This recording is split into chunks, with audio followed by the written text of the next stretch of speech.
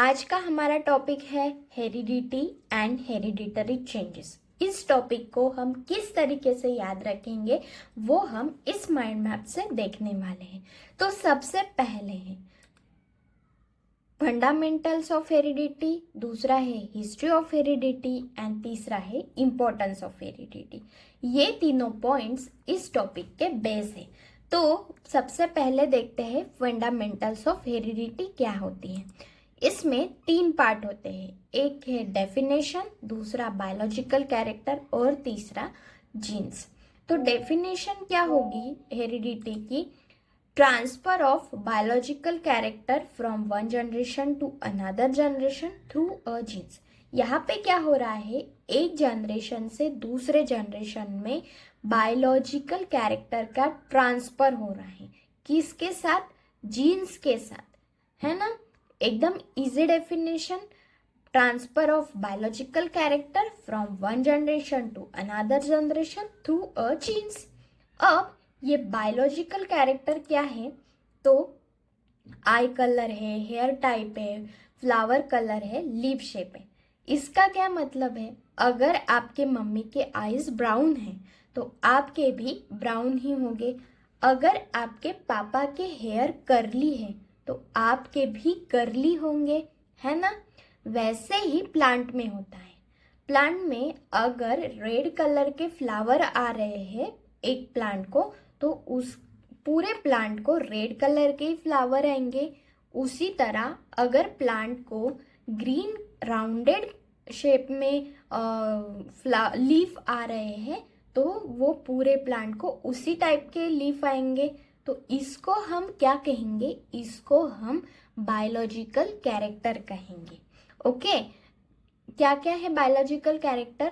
आई colour, hair type, flower colour, leaf shape. इतना समझा।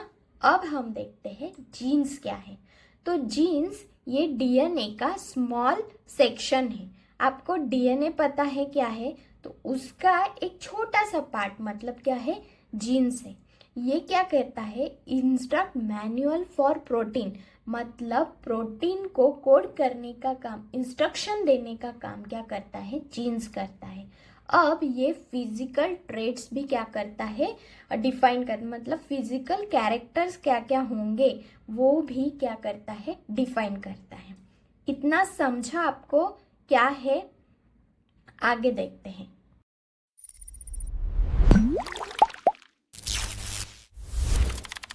अभी हम देखते हैं हिस्ट्री ऑफ हेरिडिटी में क्या क्या पॉइंट्स हैं। तो हिस्ट्री ऑफ हेरिडिटी में 5 साइंटिस्ट हैं। देखो, नाम थोड़े डिफ़िकल्ट है, रटने में थोड़ा वक्त लगेगा, लेकिन अगर आप बार बार प्रैक्टिस करोगे तो इजीली याद हो जाएगा। तो सबसे पहले है जॉन मेंडल, दूसरे है ह्यूगो डेवरीज, तीसरे वॉल्टर सेटन, चौथे एवरी मैकार्टी मैक्लियोड और पांचवे जॉकब एंड मोनोड। मेरे साथ फिर से कहो, जॉन मेंडल, दूसरा ह्यूगो डेवरीज, तीसरा वॉल्टर सेटन, चौथे एवरी मैकार्टी मैक्लियोड और पांचवे जॉकब एंड मोनोड। याद हो गए? अभी हम एक एक साइंटिस्ट ने क्या क्या काम किया था वो देखते हैं। तो सबसे पहले जॉन मेंडल, ये जो साइंटिस्ट है, उन्होंने पी प्लांट पे एक्सपेरिमेंट किया था और उनको फादर ऑफ मॉडर्न जेनेटिक्स भी कहते हैं।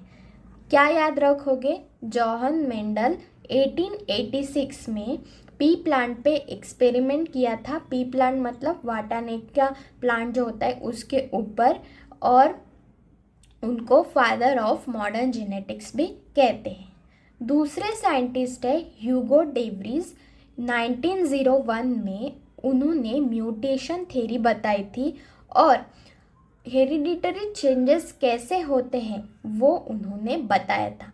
ह्यूगो डेवरीज के बारे में क्या रखना है? म्यूटेशन थ्योरी और सडन हेरिडिटरी चेंजेस कैसे होते हैं वो उन्होंने बताया था। इतना याद है। तीसरा देखते हैं, वॉल्टर सेटन 1902 में उन्होंने बताया था कि पेयर्ड क्रोमोसोम कैसे होते हैं और उन्होंने ग्रास हॉपर सेल के ऊपर एक्सपेरिमेंट किया था।